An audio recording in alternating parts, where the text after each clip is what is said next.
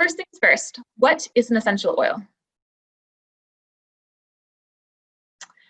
Essential oils are volatile aromatic compounds of the plant. So what does that mean? So volatile means very unstable, so they float in the air. And aromatic means they're smelly. So these volatile aromatic compounds, we can't see them, but we can smell them. And they can be extracted from the seeds, the bark, the stem, the roots, the flowers, the peel, and other parts of the plant. So they can come from, we can get them from pretty much any plant material. They're known as secondary metabolites of the plant. So essential oils are actually a bit of a misnomer because they're not actually essential for the plant. They really, really help the plant, but they're not critical for life. So a primary metabolite would be something like the DNA of the plant, or proteins or fats or carbohydrates. Like the plant needs that to survive. But if the plant didn't have their essential oils, they wouldn't last very long, but they wouldn't immediately die. So the role of these secondary metabolites, and essential oils are just one of them, is to protect the plant from predators, from UV light, to boost plant immunity, and to assist with pollination. So that's the smell of the plant really attracts the pollinators, and that's the whole purpose of the smell. But these oils also are the protective mechanism of the plant, which help it stay alive. So how do these essential oils differ from other herbal aspects that we might be more used to? So, drinking a tea or taking an herbal tincture. So essential oils are actually 50 to 70 times stronger than other forms of herbal extracts. If you zoomed in on this leaf here, this is a peppermint leaf, you would see with a microscope, you'd see these very, very, very tiny, they look like bubbles almost, and inside that bubble is the essential oil. And one drop of that peppermint essential oil is the equivalent of something like 25 or 27 cups of peppermint tea. So super strong in comparison to having a peppermint tea. They're also unique because they're lipophilic. This means fat-loving. So what does that mean for our body? It means that we can put them on our skin and absorb them through our skin. So our skin is made of fat, and if essential oils are fat-loving, it means they're going to absorb very quickly and very readily into our skin. Another important thing to note is that the therapeutic effect of essential oils doesn't necessarily equate the therapeutic effect of drinking a tea or a tincture from the same plant.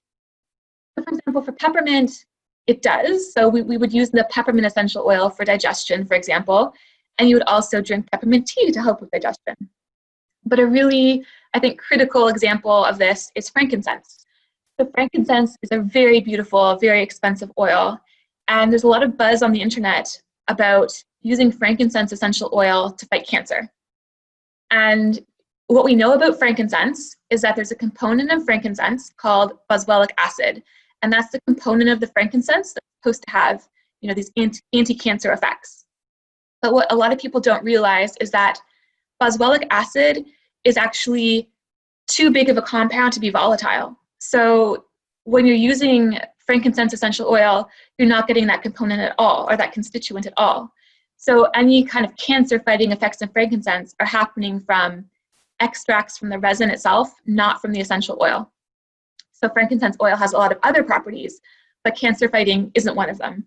So that's where we can kind of see that you can't necessarily, essential oils aren't just a stronger version of a plant. They have very unique chemical profiles.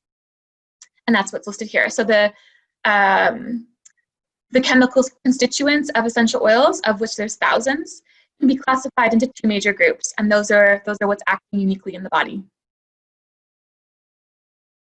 How do essential oils work?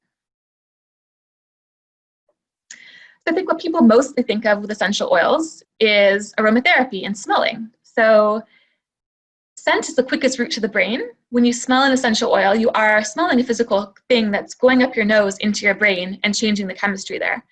So what happens is when you inhale an essential oil, is that it is hitting the nerves in your nasal cavity, binding to receptor sites, and then sending signals to the limbic area, which regulate memory, emotions, hormones, blood pressure, heart rate, elevating endorphins and neurotransmitters.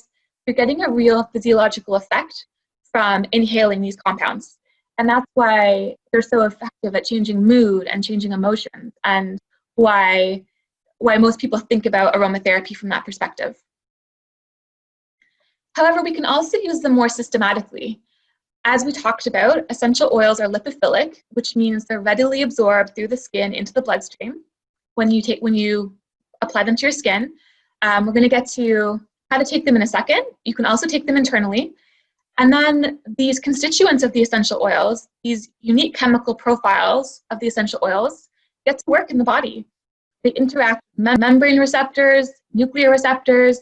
They can disrupt bacterial biofilms. They can bind with neuroreceptors, and they can modulate inflammatory responses. So in addition to the limbic system effects and these emotion and mood effects, they can have physical effects on other systems in the body as well. And then where that brings us is that essential oils, maybe unlike other forms of botanical medicine or any other kind of natural medicine, offer us this really beautiful multidimensional effect on our health. So we talked about how they go to our brain and affect our mood and emotions. They affect our physical health. So if we have a cold or a stuffed up nose or a stomach ache, we can use essential oils to support us in that. But also they affect our spirit and our connection to ourself and our source energy. So we talk a lot about in natural health, the importance of meditation and being still and living in the moment. And that's really, really hard to do in this day and age, right? So I found personally that I struggle with meditation, I'm just gonna say that.